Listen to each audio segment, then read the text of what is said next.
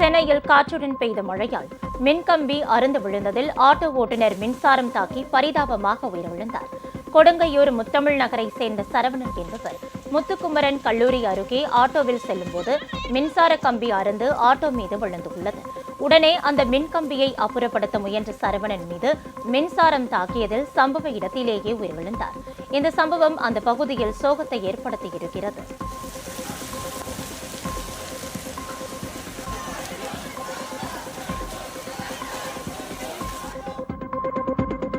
உங்கள் ராஜ் நியூஸ் தொலைக்காட்சியில் திங்கள் முதல் வெள்ளி வரை தினந்தோறும் பிற்பகல் 2 மணிக்கு உங்கள் பகுதியில் உள்ள குறைகளை நேரலையில் தெரிவிக்கும் புகார் பெட்டி நிகழ்ச்சி.